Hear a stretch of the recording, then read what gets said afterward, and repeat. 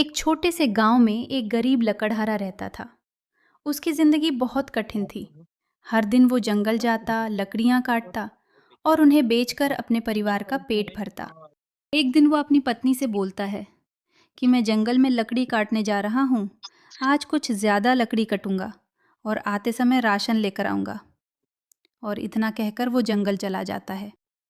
जंगल में जाने के बाद, बहुत देर मेहनत करने के बाद, वो एक बड़ा सा वृक्ष का तना काटता है।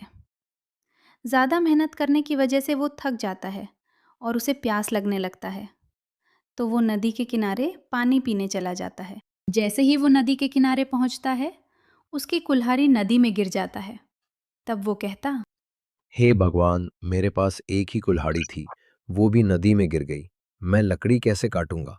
अपने परिवार का गुजारा कैसे करूंगा? उसके इतना कहते ही नदी से भगवान प्रकट होते हैं और बोलते हैं कि हे वत्स, तुम इतने चिंतित क्यों हो? तब लकड़हारा बोलता है कि हे भगवान, मेरे पास एक ही कुल्हाड़ी थी और वो भी नदी में गिर में। मैं अब लकड़ी कैसे काटूंगा? अपने परिवार का गुजारा कैसे करूंगा? तब भगवान बोलते हैं कि हे वत्स, तुम परेशान ना हो, मैं अभी तुम्हारी कुल्हाड़ी नदी से निकाल देता। तब भगवान नदी में डुबकी लगाते हैं और एक चांदी की कुल्हाड़ी लेके आते हैं और बोलते हैं कि हे वत्स, क्या ये तुम्हारी कुल्हाड़ी है? तब लकड़हारा बोलता है कि नहीं प्रभु, ये मेरी कुल्हाड़ी नहीं है। भगवान फिर नदी में डुबकी लगाते हैं और इस बार सोने की कुल्हाड़ी लेकर आते हैं और बोलते हैं कि हे वत्स, तो क्या ये तुम्हारी कुल्हाड़ी है? तब लकड़हारा बोलता है कि नहीं प्रभु, ये मेरी कुल्हाड़ी नहीं है।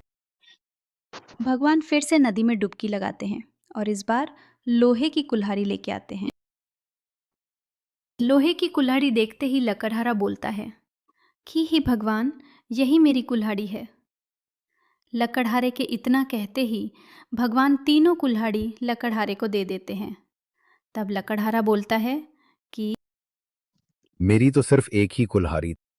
हे वत्स, ये तुम्हारे ईमानदारी का इनाम है।